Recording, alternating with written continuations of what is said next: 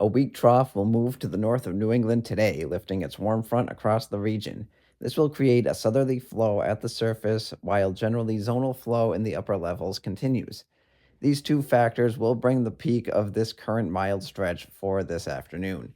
A tightening pressure gradient will allow for gusts to become elevated once again, though not nearly to the levels of late last week. This will be a southerly flow, so the wind gusts also won't have a bite. Highs on Tuesday will reach into the 50s at least for most.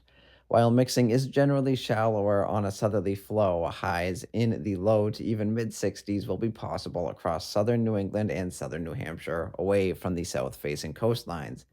The mountains and far northern areas will likely get held to the 40s. It's worth noting that the shallow mixing and an inversion will help keep wind gusts in check today. The first of a couple weaker systems will move through New England Tuesday evening to Wednesday morning. Spring temperatures in New England are extremely fickle, and we've reached the point in the year where mild looking days can quickly turn much cooler due to several factors this time of year. For Wednesday, this will be a sweeping cold front, bringing a quick end to our southerly flow. Cool surface high pressure near the Canadian border will build behind the front on Wednesday. It certainly won't be Arctic behind the front, but it will bring New England back to more of a mid March reality. Highs will mainly be in the 30s north to 40s south. The drop in temperature will be most prominent across northern areas. Burlington's high temperature Wednesday, which may struggle to reach the freezing mark, may be nearly 30 degrees cooler than Tuesday's high in the mid to upper 50s. Overnight Wednesday into Thursday morning, a northern stream trough will skirt through the region. While moisture will be limited as the northern and southern streams remain separated and out of sync, the system may be able to spark some scattered snow and rain showers across the region. Any precipitation that forms will likely be snow showers overnight into the early morning. Any snow and rain showers will be light as current Weather Prediction Center probabilities of at least an inch of snow currently tops out at just 30%.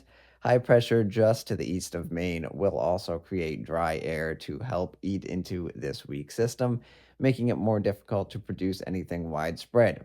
The high pressure will likely end up keeping much of Maine dry for this event. That area of high pressure to Maine's east will likely settle around the Nova Scotia area for Thursday. This will bring about an onshore flow and sea breeze for Thursday. As is the case throughout the springtime, this will result in a mainly cloudy, raw, and damp feeling through the day. Highs will likely end up cooler than Wednesday given this onshore setup.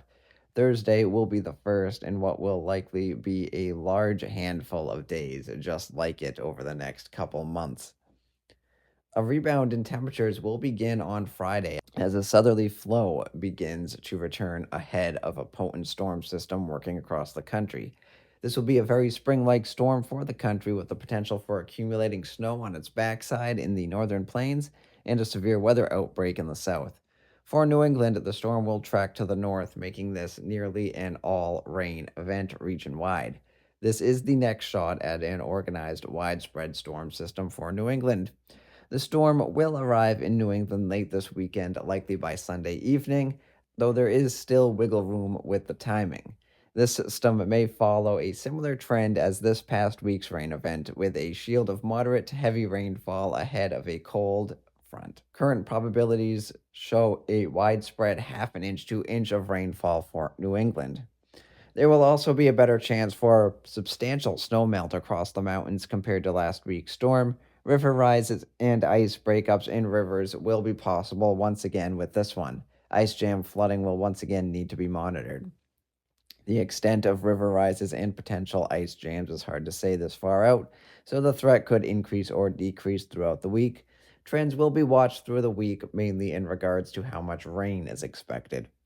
The potential for strong southerly winds will also be a possibility, as a low level jet of around 70 to 80 miles an hour will be possible.